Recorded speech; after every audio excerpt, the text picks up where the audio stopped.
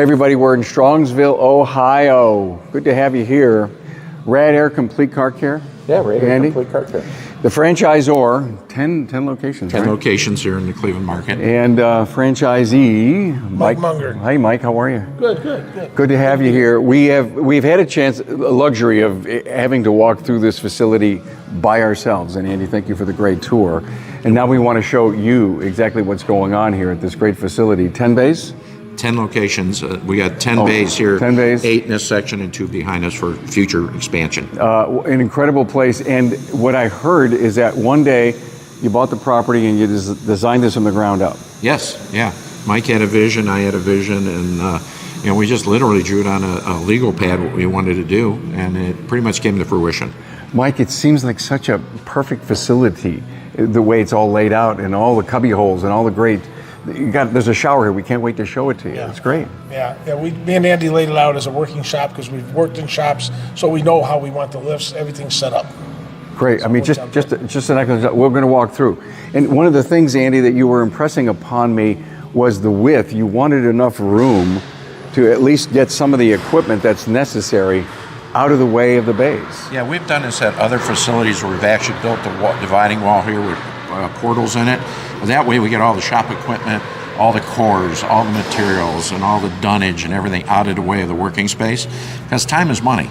You know, when our guys are going over and working around crud, it slows everything down.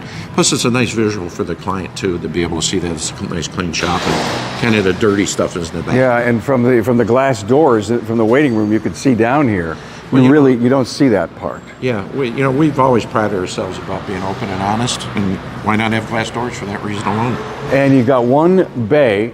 You have a tall bay with a heavy lift here. Yes. And you could, as you said, you could bring in a bus. We could bring in a 45-foot bus or motorhome, which happens on occasion, or fire trucks. The fire trucks are pretty big, so we do a lot of work on those, especially for air conditioning and heating. So this bay was designed to really get the really big, heavy stuff in here. Modern steering columns are collapsible, made of an inner and outer sleeve. In a frontal collision, the sleeves compress like a telescope, allowing the steering column to absorb energy from the crash, reducing impact on the driver. Dorman's steering shaft is engineered with strict tolerances to directly replace the original shaft on certain vehicle years, makes, and models. Dorman has rigorously tested their steering shafts to meet federal motor safety standards through press-out, tensile load, salt spray, on-vehicle fitment testing, and more. These standards specify requirements for minimizing chest and facial injuries through steering systems that yield forward, cushioning the impact on the driver. These systems also limit rearward displacement of the column into the passenger compartment, further reducing the likelihood of serious injury. Hey, want to know more about Dorman? Visit dormanproducts.com/tour. Hey, if you're watching on YouTube, please subscribe, give the video a thumbs up, and thanks. Mike, how many technicians? We have 5. 5. 5, yes. Keep them busy all day long, it looks. Yeah, pretty much, yeah. Yeah, we're good and busy, yeah. This Cadillac, just up top here, had an engine, and I was talking about, with Andy, how many engines you do a month? 1, 2. It's amazing. Everywhere I go, it seems to me that there's more and more engine work done. Yeah, depending on which market we're in, and with the 10 locations, we have some stores doing 1-2 engines a week. We have another location like this is a more predominant location out here. You're getting less. But this is one of our clients that's been with us for probably 35 years. They're a limo company, and we do so many engines and work for them. This is a low mileage vehicle at 250,000 miles. They have ones at 350, 450,000 miles. And we're constantly doing work on their vehicles. And it's a beautiful looking vehicle, so they've got to have these things. It's not making money if it's not on the road, right? Exactly. Yeah. So tires, I noticed a ton of tire work, a tire wall. You got the alignment machine that looks like all the right tire equipment over there on the corner. And I saw some brand new tires laid out in front. So you are in the tire business too. Yes, we do quite a few tires here too. Yeah, it's very good. Stock about 150 tires, and then we order in what we need. So. And tires is a nice add-on for our core client. We're not a tire shop, we're a repair shop. Yeah. Matter of fact, we have pretty much carved out the niche in this community, in the greater Cleveland area, that if no other shop could fix it, we're the guys that get it done. So we have dealerships, used car lots, other shops. They send us their cars they can't fix. because we don't care if it takes us an hour, a day, a week, 2 weeks. We're going to fix that car. I always have a motto: man built it, we could fix it. I love that. Very good. You have an upstairs. It looks like office records, but It's a catch-all for just about anything else you don't want down on the floor. yeah. Road force balancer yet? No. Okay. We got 3 road forces in the corporation. You only need them occasionally, so All right. if we have that Send problem it, child, send it. yeah, we'll throw them in a truck and take them over Nice. there. But you don't necessarily need one. But we do have. You can see there's 2 different tire machines because tires are complicated. Yeah, they are. Yeah, they are. So that one's a real animal back there. Here's pretty much your standby machine. And then we have all the tire repair equipment and everything also, of course. Excellent. How long you guys been here in this location? 12 years this summer, July 11th. 12 years. We opened July 11th of 11. How long you've been a franchisor? Since 1989. Yeah, and it became on because one of our employees said, how could I have my own location? And I checked with the attorneys, and you got to become a franchisor. So the funny part of the story is I charged $5,000 for the franchise. It cost me about $6,000 to do the legal work. So I lost money on the first one. But it's kind of reversed that. But it was just to help one of our employees out to have his own place. And who is that? Is he still with you? Yes, yeah, that's Chuck. He's been 40 years in the industry. We gave him an award at our annual event this year. But he's been 40 years with Radiator, has never had another job. You are also the chairman of MAX. Yeah, I've been chairman of MAX, CEO and chairman of the MAX organization, Mobile Air Climate Control Systems, because we rebranded a few years ago. And I love that job for the simple fact that going every year and interacting with especially the manufacturers. MAX is one of the very few places that we have manufacturer trainers come in to train our membership at our annual event. I was sitting in the 3-hour class for Stellantis on all the upgraded stuff coming with air conditioning. I was telling our guys, I was so blown away. The new Jeep Wagoneer, the Grand Wagoneer, the new big one, 1 blower motor, 4 zones, 14 control motors. What? Yeah, all on a land bus system. So you got to brake anywhere, the whole system goes down. It's crazy. And I'm sitting in a class going, what engineer thought this was a great idea? So I had to ask the question in class, doesn't the passenger in the right front seat get a little annoyed by the blower motor being so loud? And he goes, yeah, that's the one complaint we're getting. And if you think if the third row wants to be cold, that blower motor is working its ever-loving butt off trying to push air all the way to the back. This is the second time this week that I heard someone say, an engineer made it. Yeah. And it wasn't a happy comment. It was why did they do that? Because we can't fix them. Well, I mean, in the old days, we had a front and a rear evaporator, 2 different blower motors, and you could control the whole vehicle.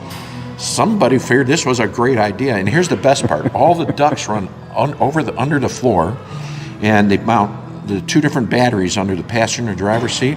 He was explaining to us that you have to be very careful removing those ducts because they snap and crack easy. Then you reduce your airflow. But you have to remove the ducts to get the batteries out because the batteries on that vehicle are under the passenger and driver's seat.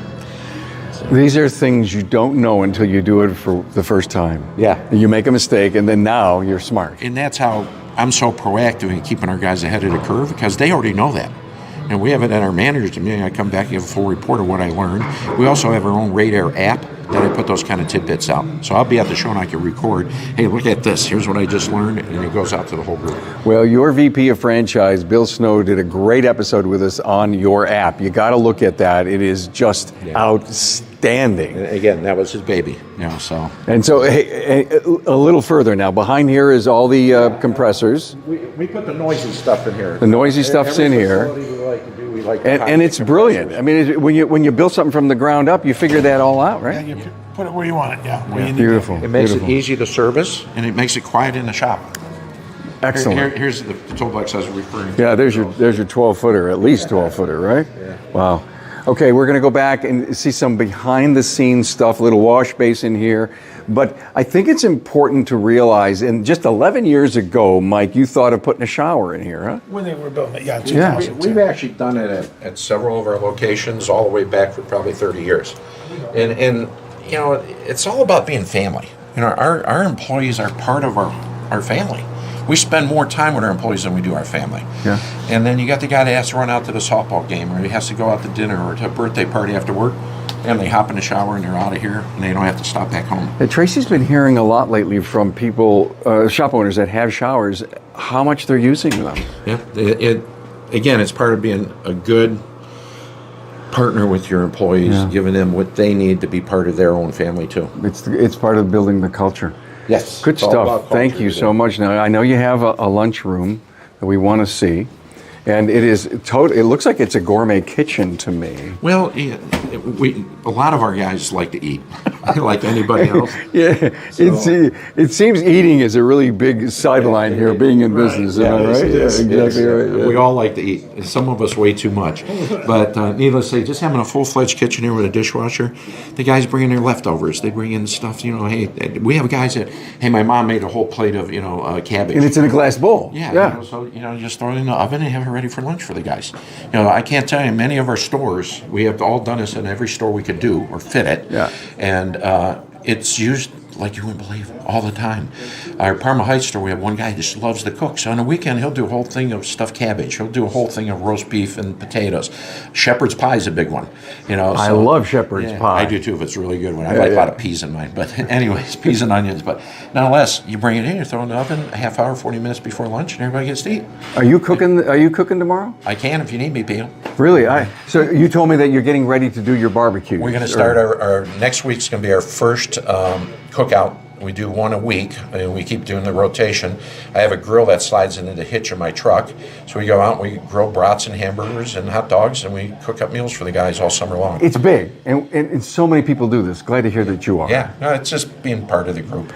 Mike, let's go in and see the inner workings here of the service advisor area and the office. But this is where you spend a lot of your time, right?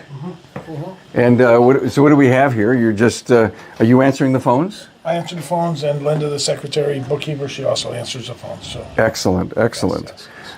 The place is busy. It's jammed. How far out are you booked? a couple days now. It's Just a couple actually days now? slower than we are, but generally we're booked a week out. But So talk to me about do you feel a little car count loss? I mean, I know it's spring break, it's a holiday, but I'm hearing, listen, all these people that are letting people go. Well, no, we haven't. All the high-tech companies. I'm not sure that you have high-tech here in town. Not as much, but yeah, the workforce, there's no doubt, the talk of recession, the talk of unemployment, all that's been hindering in the back for a while now. But, in Cleveland, we have three really good cycles. Number one, when it ramps up in the winter, we get crazy busy, especially with tires and windshield wipers and brakes and heaters and things, when it drives. We had no winter this year.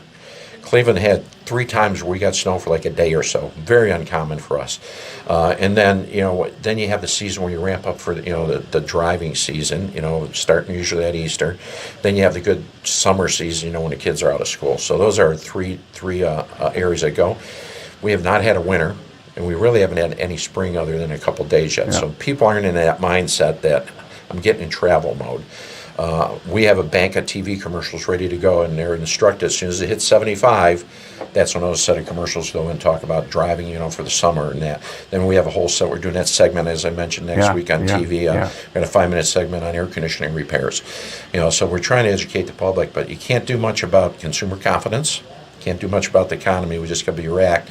But in the summer, when it gets 80, we'll be booked out 2 weeks straight, clear across the board for the rest of the summer, and we get in that summer drive season and the heat. Cleveland is known for humidity also, so it really drives the air conditioning repairs when the heat plus the humidity's up. Okay, let's look at the crowning jewel of this place out front. This is Mike and Linda's baby. The story was we wanted to put in a fireplace, and Mike fought us on it.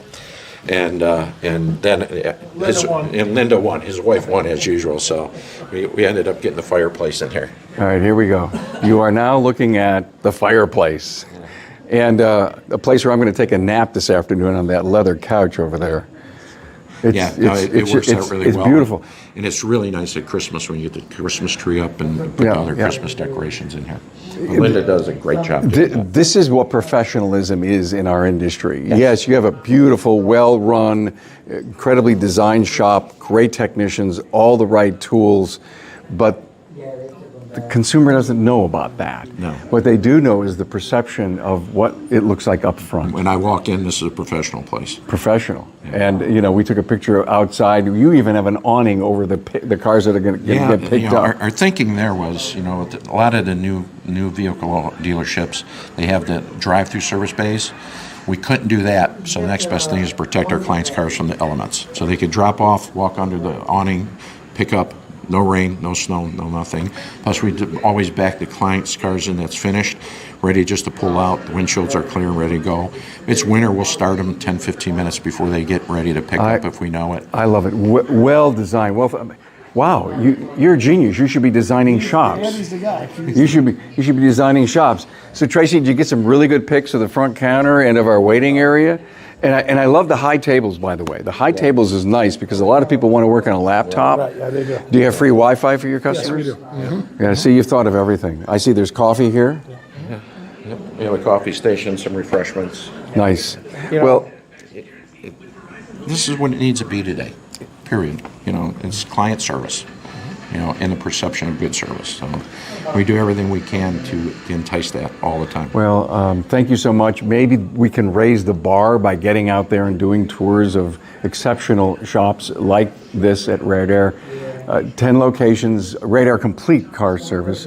And did you start out originally as an air conditioning specialist? We started in 1975 as a radiator, air conditioning, and AC shop. So hence Radair. Yeah. And you're probably aware in 1986, Ford Taurus came out, car of the year, first plastic aluminum radiator. Right. And I saw that and go, man, we got to change our business model. Okay. And then we got called in to the two manufacturers of radiators got called us in and said, we are no longer going to sell exclusive to you. We got to start selling all the big box stores. And literally, AutoZone was right across the street from our Parma Heights facility.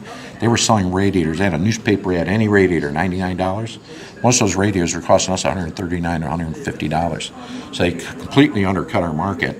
But that's only for do-it-yourselfers. So that evolved where we had to do Radair complete car care. We did everything. Then we added the tires into the mix. Then we added the hybrid into the mix. Now we're adding the EV into the mix. So we pivot every chance we need to, and we try to stay way ahead of the pivot.